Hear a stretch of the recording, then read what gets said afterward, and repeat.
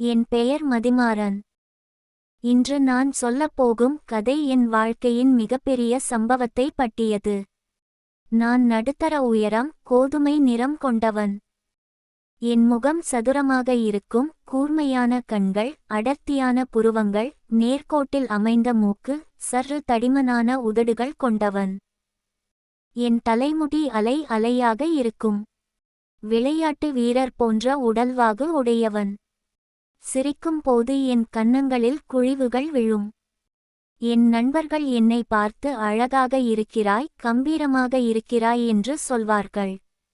என் உடை அணியும் விதம், நடை, பேச்சு எல்லாமே கவர்ச்சியாக இருக்கும் என்று பலரும் சொல்வார்கள்.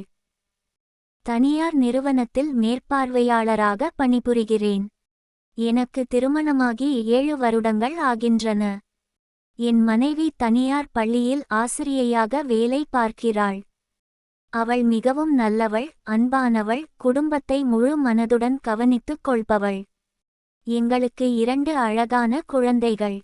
5 வயது மகன், 3 வயது மகள். மகன் என்னைப் போலவும் மகள் என் மனைவியைப் போலவும் இருப்பார்கள். எங்கள் குடும்பம் மகிழ்ச்சியாக வாழ்ந்து வந்தது. என் அக்கா பெயர் மல்லிகா. என்னை விட 3 வயது மூத்தவள். அவளை நான் எப்படி விவரிப்பது என்றே தெரியவில்லை. அவள் அழகு என்றால் அப்படி ஒரு அழகு. நீண்ட இடுப்பு வரை வளர்ந்த கருமையான கூந்தல். அந்த கூந்தலை வகிடு போட்டு பின்னி போடும் போது அவள் முகம் முழுவதும் தெரியும். பரந்த நெற்றி, அழகான வளைந்த புருவங்கள், பெரிய பாதாம் போன்ற கண்கள், அந்த கண்களில் எப்போதும் ஒரு பளபளப்பு, நேர்த்தியான மூக்கு, செவ்வந்தி பூ போன்ற உதடுகள், கன்னங்களில் இயற்கையான சிவப்பு. அவள் புன்னகைக்கும் போது உலகமே பிரகாசிக்கும் போல் இருக்கும். மெல்லிய இடை, நேர்த்தியான உருவம். நடக்கும் போது கம்பீரமாக நடப்பாள். அவள் குரல் மிகவும் இனிமையானது, பேசும்போது தேன் ஊற்றுவது போல் இருக்கும். எந்த உடையை அணிந்தாலும் அவளுக்கு அழகாக இருக்கும். சேலை கட்டும் போது மிகவும் பாரம்பரியமாகவும், சுடிதார் அணியும் போது நவீனமாகவும் தோற்றமளிப்பாள். அவள் கண்களில் ஒரு புத்திசாலித்தனம் தெரியும். அவள் சிரிப்பு மிகவும் இனிமையானது, கேட்பவர்களையும் சிரிக்க வைக்கும். வீட்டை கவனித்துக் கொள்ளும் இல்லத்தரசி. அவள் கணவர் தனியார் நிறுவனத்தில் மூத்த கணக்காளராக வேலை பார்க்கிறார். அவர் நல்லவர்தான், ஆனால் சில நேரங்களில் கோபக்காரர். அவர்களுக்கு 2 குழந்தைகள். 7 வயது மகன், 4 வயது மகள். சிறுவயதில் இருந்தே நானும் அக்காவும் மிகவும் நெருக்கமாக பழகினோம். பிறர் பார்த்தால் அக்கா தம்பி போல் தெரியாது, இரட்டையர்கள் போல் தெரியும் என்று சொல்வார்கள். காரணம் எங்கள் இருவரின் ரசனையும் பழக்கவழக்கங்களும் ஒரே மாதிரி இருக்கும். நான் விரும்பும் புத்தகங்களை அக்காவும் விரும்புவாள். ஆர். கே. நாராயணனின் கதைகள், கல்கியின் நாவல்கள், ஜெயகாந்தனின் சிறுகதைகள் என எங்களுக்கு பிடித்த எழுத்தாளர்களே ஒரே மாதிரி. அக்கா விரும்பும் பாடல்களை நானும் விரும்புவேன். இளையராஜாவின் இசை, எஸ். பி. பாலசுப்ரமணியம் பாடல்கள், ஜானகி அம்மாவின் பாடல்கள் என எங்கள் இருவருக்கும் பிடித்த பாடல்களே ஒன்று. எங்களுக்கு பிடித்த உணவுகள் கூட ஒரே மாதிரி. இட்லி, சாம்பார், தோசை, பொங்கல், பாயசம், லட்டு என எங்கள் விருப்பங்கள் ஒன்று. நான் காபி குடிக்கும் போது அக்காவும் காபி குடிப்பாள். அக்கா டீ குடிக்க ஆசைப்பட்டால் எனக்கும் டீ வேண்டும் என்று தோன்றும். எங்கள் சிந்தனை அலைவரிசை ஒன்று போல் இருக்கும். நான் ஏதாவது சொல்ல நினைத்தால் அக்கா அதையே சொல்வாள். அக்கா எதையாவது செய்ய நினைத்தால் எனக்கும் அதே எண்ணம் வரும். இப்படி எங்கள் உள்ளங்கள் இணைந்திருந்தன. சிறுவயதில் ஒன்றாக விளையாடுவோம். பள்ளி முடிந்து வீடு திரும்பியதும் ஒருவரை ஒருவர் பார்த்து கொண்டே இருப்போம். என் அக்காவிடம் நான் எல்லாவற்றையும் பகிர்ந்து கொள்வேன்.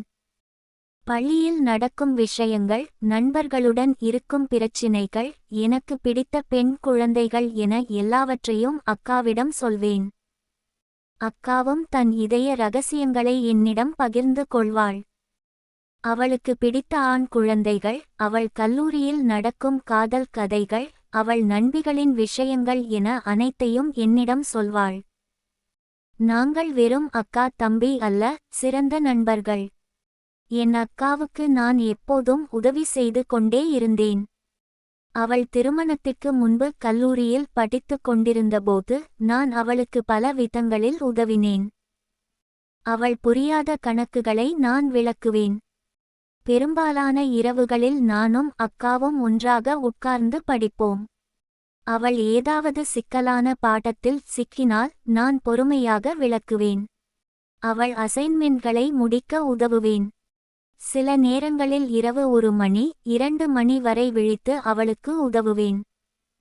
அவள் கல்லூரி புராஜெக்ட் வேலைகளுக்கு நான் உதவுவேன்.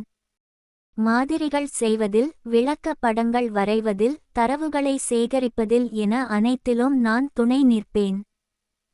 இரவு தாமதமாக கல்லூரியிலிருந்து வீட்டிற்கு வரும் போது நான் அவளை கூட்டிக் கொண்டு வருவேன். அவள் நண்பர்களுக்கு பிறந்த நாள் பரிசுகள் வாங்க நான் உதவுவேன். அவளுக்கு எந்த ஆடை பொருத்தமாக இருக்கும், எந்த வண்ணம் அழகாக இருக்கும் என்று நான் ஆலோசனை சொல்வேன். திருமணத்திற்கு பிறகும் இந்த பழக்கம் தொடர்ந்தது. அக்கா வீட்டில் ஏதாவது பழுது ஏற்பட்டால் முதலில் என்னை அழைப்பாள். மின்விளக்கு பழுதாகிவிட்டால், சுவிட்ச் போர்டு கெட்டுவிட்டால், மின்விசிறி ஓடாமல் இருந்தால் நான் சென்று சரி செய்வேன். குழாய் ஒழுகினால், கழிவறை டாங்கி சரியில்லை என்றால், சமையலறை சிங்கில் நீர் வெளியேறாமல் இருந்தால் நான் சென்று சீர் செய்வேன். கதவு பூட்டு சரியாக இல்லை என்றால், ஜன்னல் கதவு மூடாமல் இருந்தால், அலமாரி கதவு கீழே விழுந்துவிட்டால் நான் போய் சரி செய்வேன். அக்கா வீட்டில் எந்த பொருள் வாங்க வேண்டும் என்றாலும் என்னுடன் ஆலோசித்துதான் வாங்குவாள். புதிய தொலைக்காட்சி வாங்க வேண்டும் என்றால், என்ன மாடல், எந்த பிராண்ட் நல்லது என்று என்னிடம் கேட்பாள். மிக்ஸி, கிரைண்டர், ஃப்ரிட்ஜ் என எந்த பொருளாக இருந்தாலும் என் ஆலோசனை கேட்பாள். அக்காவின் குழந்தைகளுக்கு நான் மிகவும் பிடிக்கும். என்னை மாமா என்று அழைப்பார்கள். நான் அவர்களுக்கு பாட உதவிகள் செய்வேன். கணக்கு, அறிவியல், சமூக அறிவியல் என எல்லா பாடங்களிலும் நான் சொல்லிக் கொடுப்பேன். அவர்களை விளையாட்டு பூங்காவிற்கு அழைத்துச் செல்வேன். வார இறுதி நாட்களில் மாமா வீட்டிற்கு வர வேண்டும் என்று அடம் பிடிப்பார்கள். நான் அவர்களுக்கு பொம்மைகள், புத்தகங்கள், சாக்லேட்கள் வாங்கி கொடுப்பேன். அவர்களுடன் விளையாடுவேன். கதைகள் சொல்வேன். அவர்கள் பள்ளி மதிப்பெண் பட்டியல் பார்த்து பாராட்டுவேன். பரிசுகள் கொடுப்பேன். அக்காவுக்கு உடல்நிலை சரியில்லாமல் இருந்தால் மருத்துவமனைக்கு அழைத்துச் செல்வேன். காய்ச்சல், தலைவலி, வயிற்று வலி என எதுவாக இருந்தாலும் நான் கவனித்துக் கொள்வேன். மருந்துகள் வாங்கி கொடுப்பேன். டாக்டரை சந்திக்க அழைத்துச் செல்வேன். அக்கா வீட்டு வாடகை கட்ட மறந்துவிட்டால் நான் கட்டி விடுவேன். அவள் குழந்தைகளின் பள்ளி கட்டணத்தை சில நேரங்களில் நான் செலுத்துவேன். மின் கட்டணம், தண்ணீர் கட்டணம் என எதுவாக இருந்தாலும் நான் உதவுவேன். அக்காவுக்கு பணம் தேவைப்பட்டால் கேட்க வேண்டாம், நானே கொடுத்துவிடுவேன். அக்காவும் எனக்கு பல விதங்களில் உதவுவாள். என் மனைவி பள்ளிக்கு வேலைக்கு செல்லும் நேரங்களில் என் குழந்தைகளை பார்த்துக் கொள்வாள். காலையில் என் மனைவி சீக்கிரம் செல்ல வேண்டும் என்றால் இரவே என் குழந்தைகளை அக்கா வீட்டில் விட்டுவிடுவோம். அக்கா அவர்களுக்கு காலை சாப்பாடு கொடுப்பாள், பள்ளிக்கு தயார் செய்வாள், பள்ளி பஸ்ஸில் ஏற்றி விடுவாள். மாலை பள்ளியிலிருந்து வந்ததும் நான் அழைத்து வரும் வரை அக்கா கவனித்துக் கொள்வாள். எனக்கு பிடித்த உணவுகளை சமைத்து கொண்டு வருவாள். என் விருப்பமான இட்லி சாம்பார், தோசை பொடி, புளியோதரை, எலுமிச்சை சாதம், மாங்காய் ஊறுகாய், நெய் உருண்டை என பல வகையான உணவுகள் செய்து கொண்டு வருவாள். என் வீட்டில் விசேஷங்களின் போது எல்லா ஏற்பாடுகளையும் கவனித்துக் கொள்வாள். பிறந்த நாள், திருமண நாள், விழா என எதுவாக இருந்தாலும் அக்கா வந்து எல்லாவற்றையும் ஏற்பாடு செய்து கொடுப்பாள். விருந்தினர்களுக்கு பரிமாறுவது, சமையல் வேலைகள், சுத்தம் செய்வது என அனைத்தும் அக்கா பார்த்துக் கொள்வாள். எனக்கு ஆடை வாங்க வேண்டும் என்றால் அக்கா துணியை தேர்வு செய்து கொடுப்பாள். எந்த வண்ணம் எனக்கு பொருத்தமாக இருக்கும், எந்த வகை சட்டை எனக்கு அழகாக இருக்கும், எந்த மாதிரி பேண்ட் எனக்கு நன்றாக இருக்கும் என்று அக்காவுக்கு நன்றாக தெரியும். என் அலுவலக பிரச்சினைகளை அவளிடம் பகிர்ந்து கொள்வேன். அலுவலகத்தில் யாரோ ஒருவர் என்னுடன் சரியாக பேசவில்லை என்றால், எனக்கு பதவி உயர்வு கிடைக்கவில்லை என்றால், என் சம்பளம் குறைவு என்றால் என அனைத்தையும் அக்காவிடம் சொல்வேன். அவள் நல்ல ஆலோசனைகள் கொடுப்பாள். பொறுமையாக கேட்பாள். தீர்வுகள் சொல்வாள். எனக்கு மனம் வருத்தமாக இருக்கும் போது அவளிடம் பேசுவேன். அவள் ஆறுதல் சொல்வாள். என்னை சிரிக்க வைப்பாள். என் கவலைகளை மறக்கச் செய்வாள். எங்கள் வீடுகள் ஒன்றுக்கொன்று 5 கிலோமீட்டர் தூரத்தில் இருந்தன. வாரத்தில் 2-3 முறையாவது சந்திப்போம். சில நேரங்களில் தினமும் கூட சந்திப்போம். தொலைபேசியில் தினமும் பேசுவோம். காலையில் எழுந்ததும் முதலில் அக்காவுக்கு போன் செய்வேன். இரவு தூங்க செல்லும் முன் கடைசியாக அக்காவுடன் பேசுவேன். விடுமுறை நாட்களில் குடும்பத்துடன் எங்காவது சென்று வருவோம். கடற்கரை, மலை, கோவில், பூங்கா என பல இடங்களுக்கு ஒன்றாக செல்வோம். திருவிழாக்கள், பண்டிகைகள் அனைத்தும் ஒன்றாக கொண்டாடுவோம். தீபாவளி, பொங்கல், புத்தாண்டு எல்லாவற்றையும் ஒரே இடத்தில் கொண்டாடுவோம். சில நேரங்களில் நானும் அக்காவும் மட்டும் நீண்ட நேரம் பேசுவோம். என் வீட்டு மாடியில் அமர்ந்து கொண்டு மணிக்கணக்கில் பேசுவோம். எல்லா விஷயங்களையும் பேசுவோம். அரசியல், சமூகம், சினிமா, இலக்கியம், தத்துவம், மதம், அறிவியல் என எதையும் தவிர்க்காமல் பேசுவோம். நாங்கள் பேசும்போது நேரம் எப்படி ஓடுகிறது என்றே தெரியாது. 1 மணி நேரம் பேசினால் அது 10 நிமிடங்கள் போல் தோன்றும்.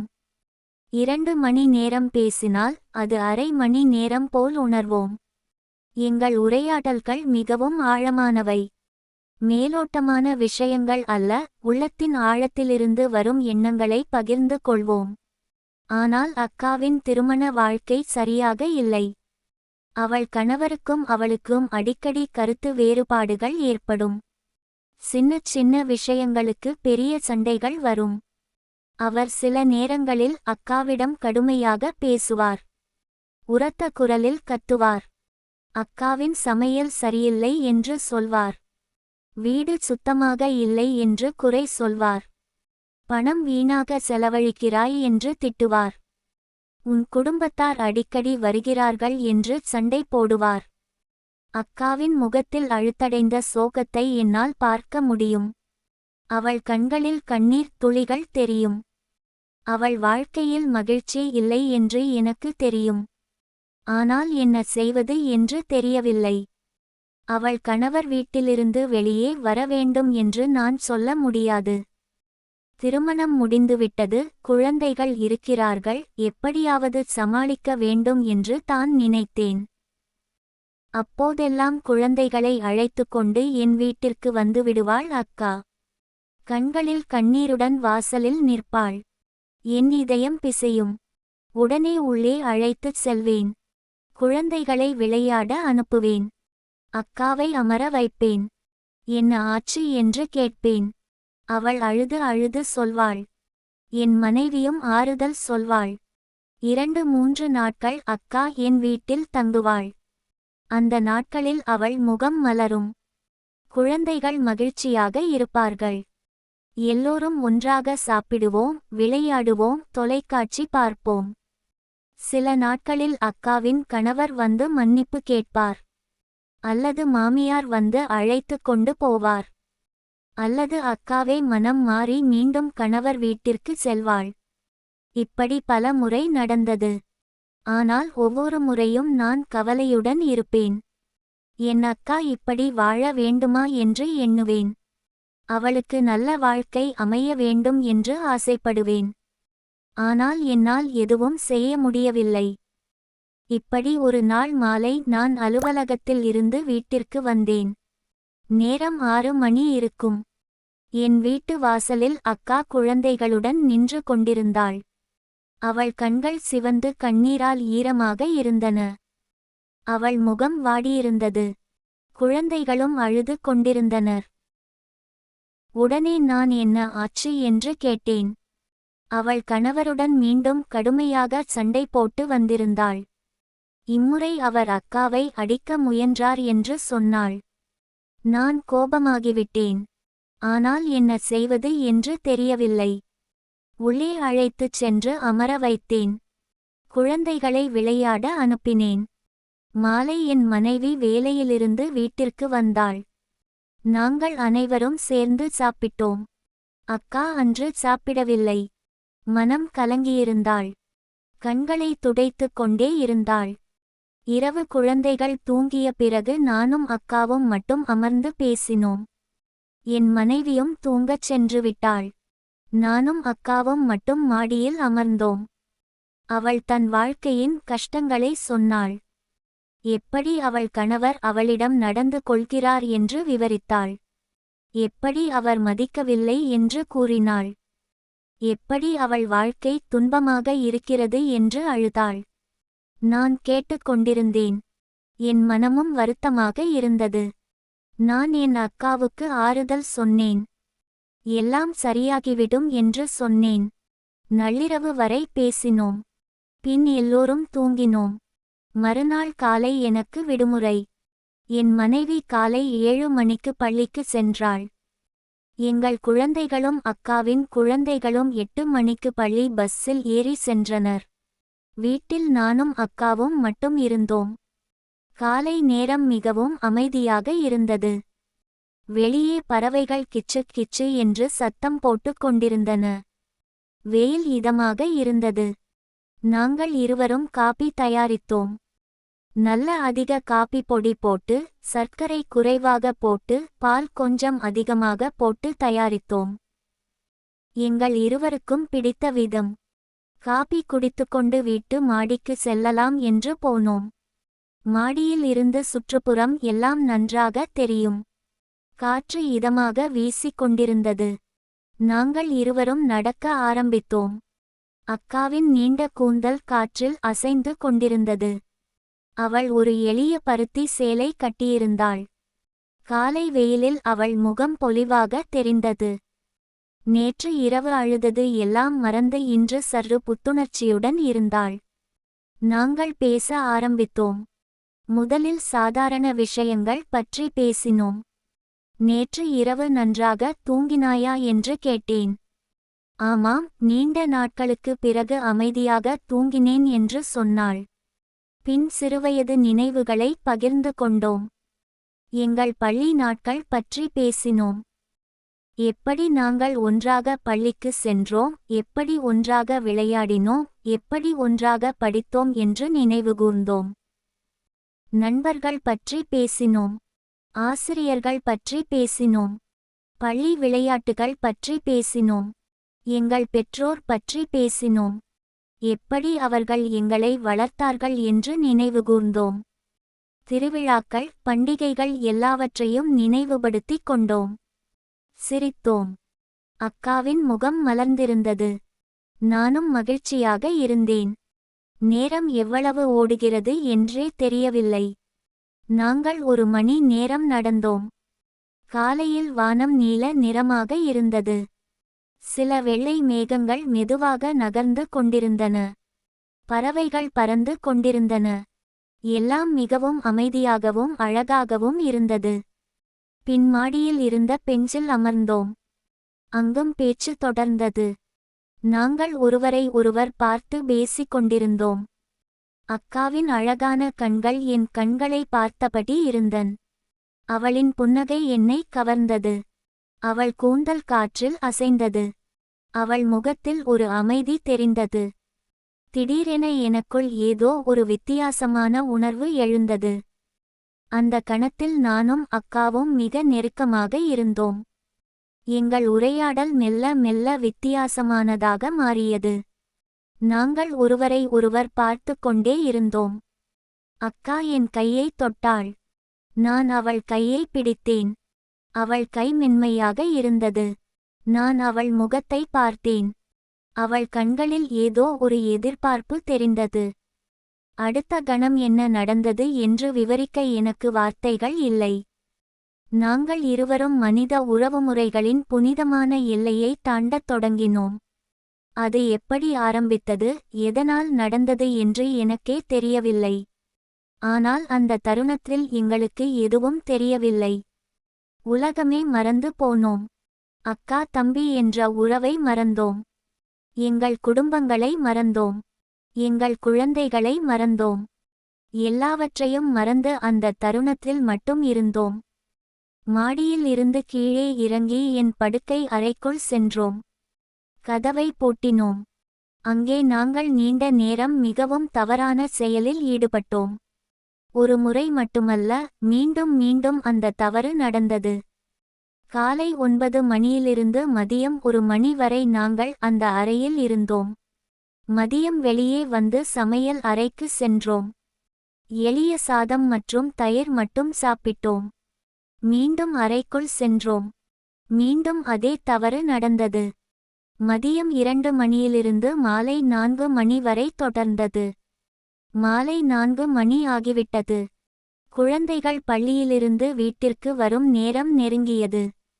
அவர்கள் 5 மணிக்கு வந்துவிடுவார்கள். என் மனைவி 6 மணிக்கு வந்துவிடுவாள்.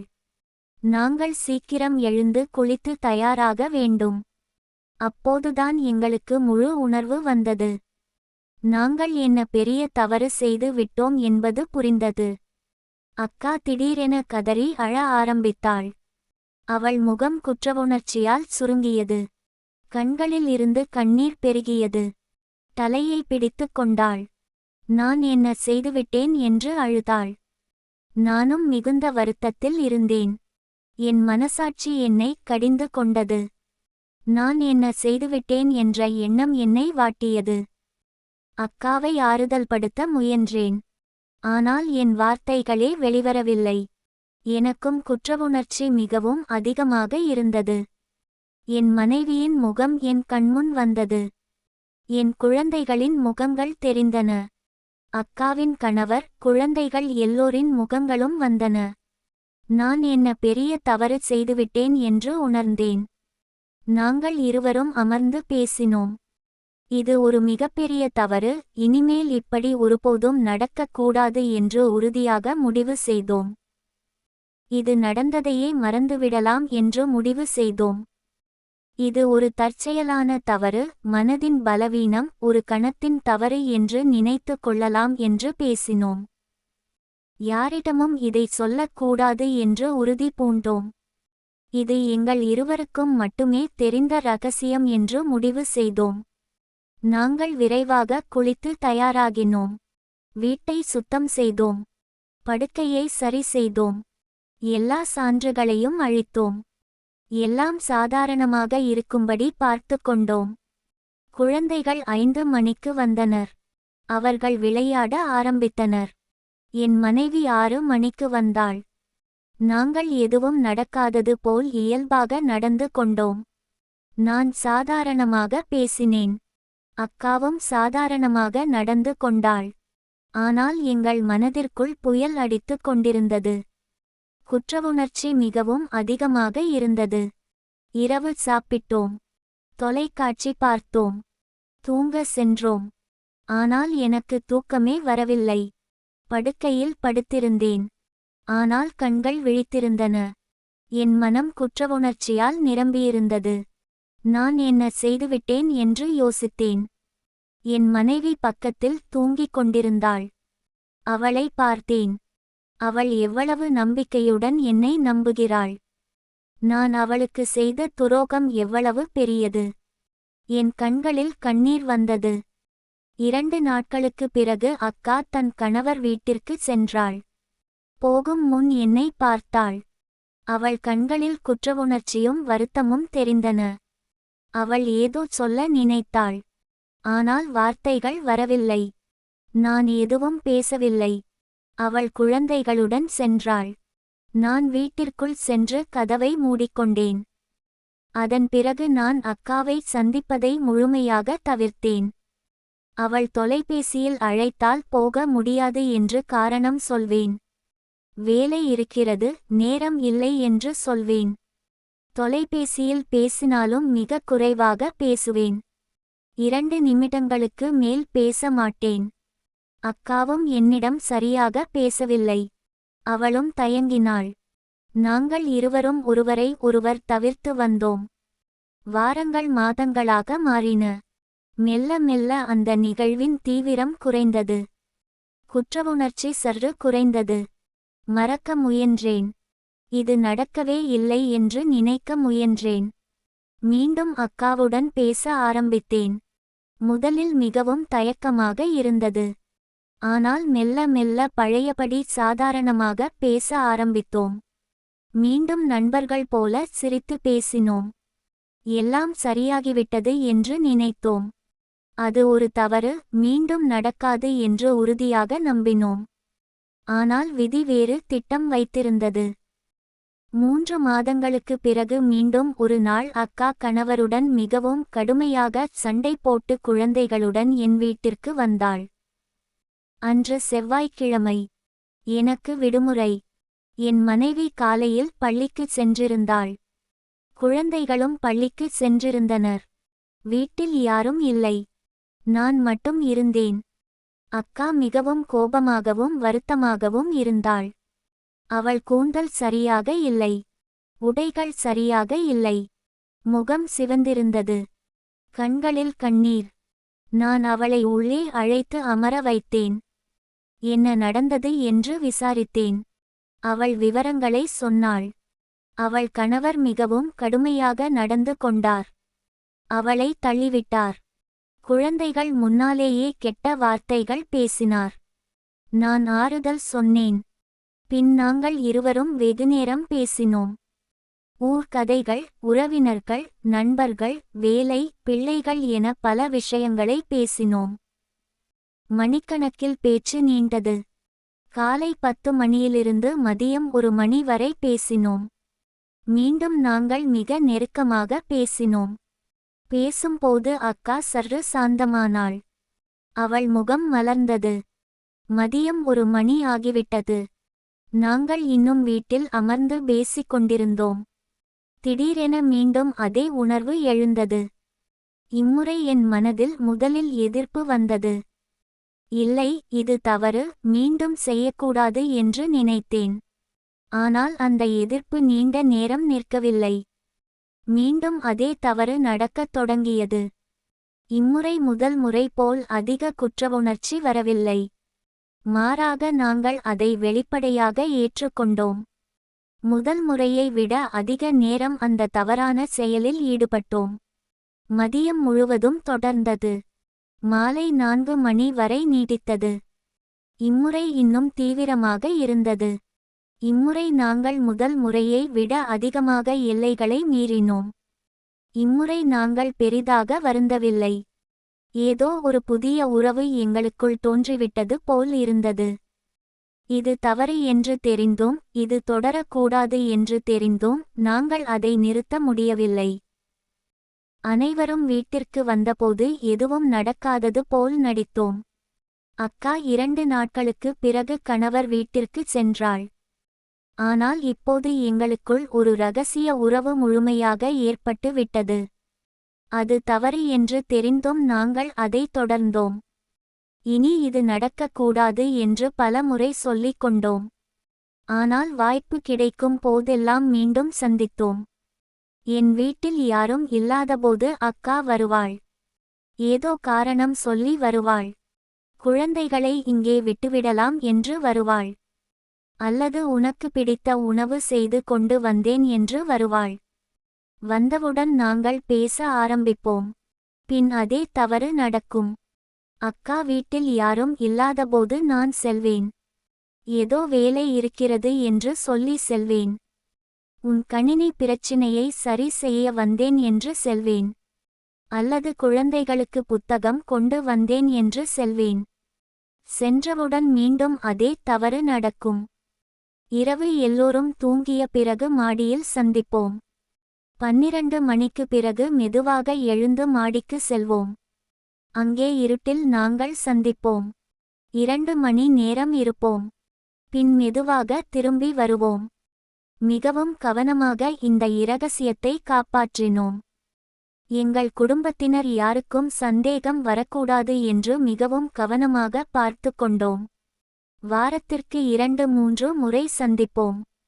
சில வாரங்களில் 4-5 முறை கூட சந்திப்போம்.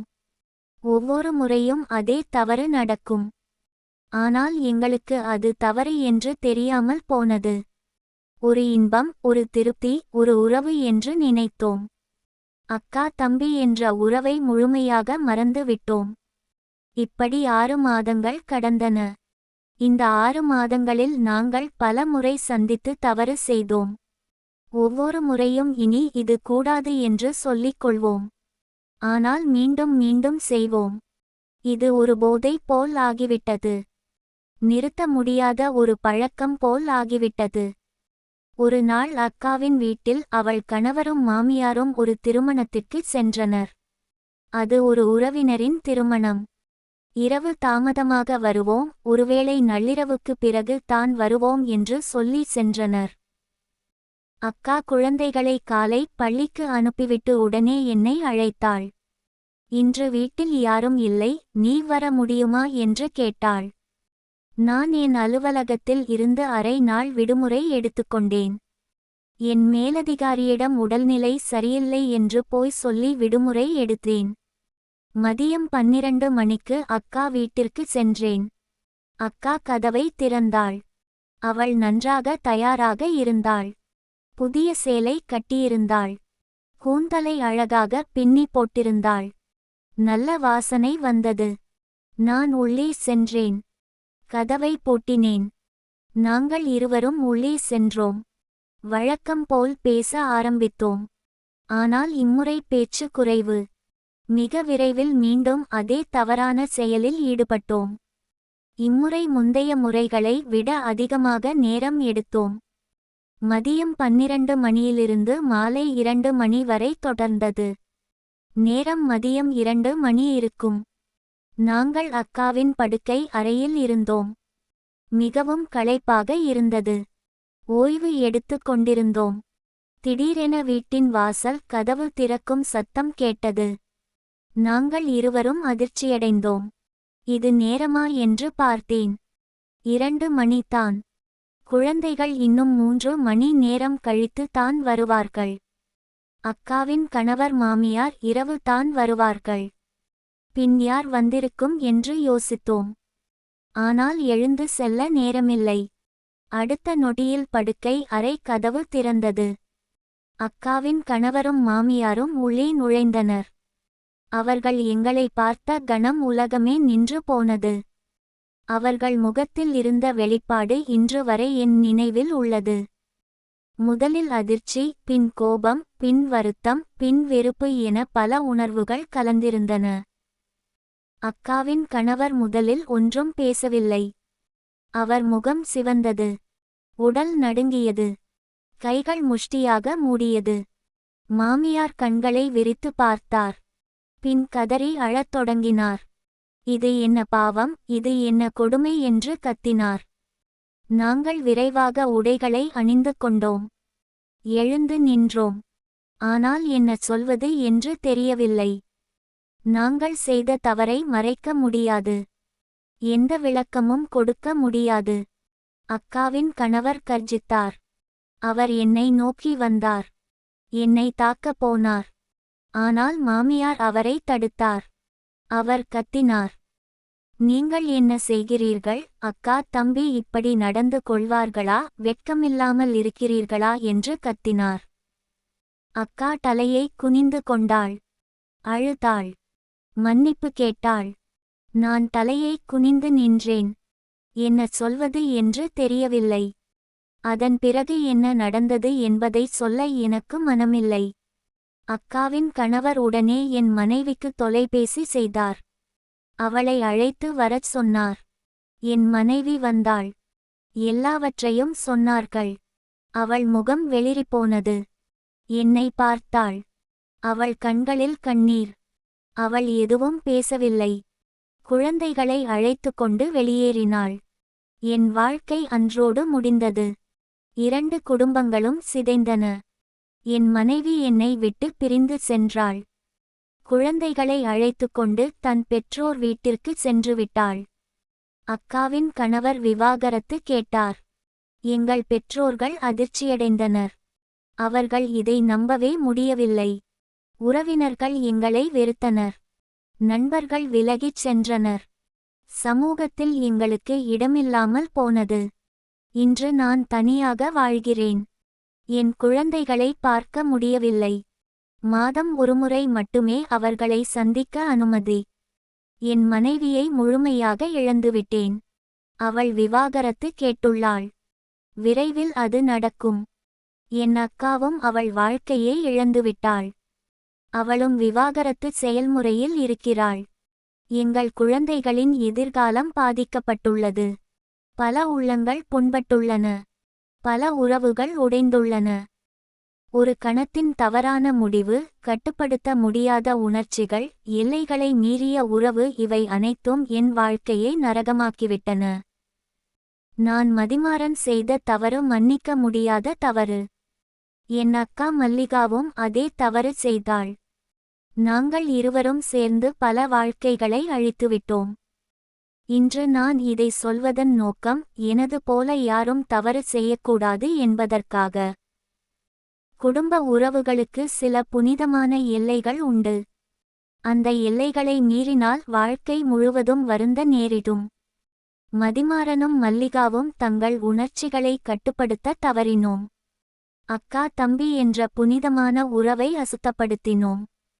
எங்கள் துணைவர்களுக்கும் குழந்தைகளுக்கும் செய்த துரோகம் எவ்வளவு பெரியது என்பதை அப்போது உணர முடியவில்லை.